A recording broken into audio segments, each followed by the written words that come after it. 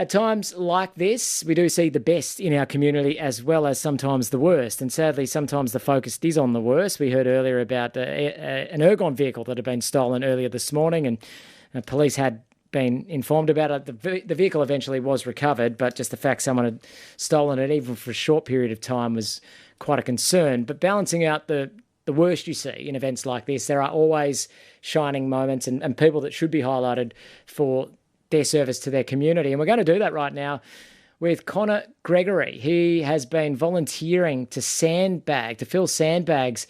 He's filled many of them over the last 48 hours and only just finished at 2 o'clock, what had been a very long shift. He's with us on ABC Radio across far north, and tropical North Queensland, and wherever you're listening on our ABC Listen app. Connor, thanks for joining us. Oh, thanks for having me, mate. Glad to hear from you.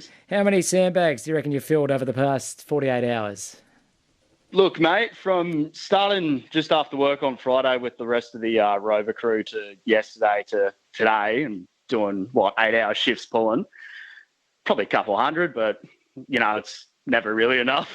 That's a lot of sand you've shifted there. How are the arms? Sore. No, everything is sore. You won't need to go to the gym for a few days, Connor. Oh, no, I reckon I'll be all right, eh?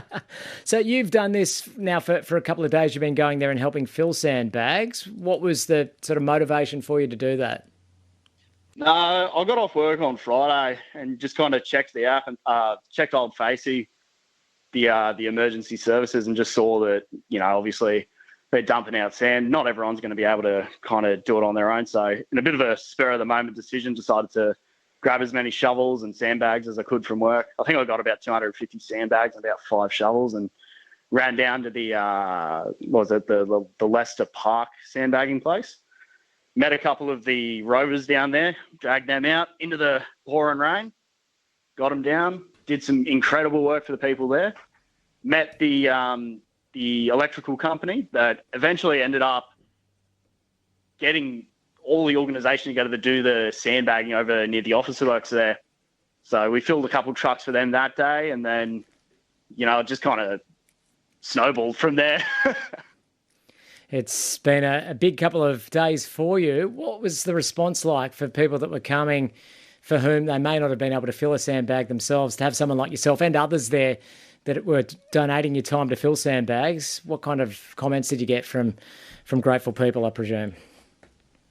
I think you're exactly right. Like the response not only to kind of people coming in, but also the response from the community of people that have decided, like, seen either the efforts or like kind of come to the decision themselves that they need to help their community. And I think by the end of today, we had like 7 to 10 people just on a factory line filling out these sandbags. And, when people come in, they're in an emergency, they've had massive floods in their backyard, or, they're up to their knees in water in their living room, and they come in an emergency, and we're able to toss 10, 15 sandbags straight in the car and get them back home. It's fantastic. And the concern of people that have been coming, Connor, what's the kind of things that have been feeding back to you, if you've even had time to have a quick chat about their concern for their property?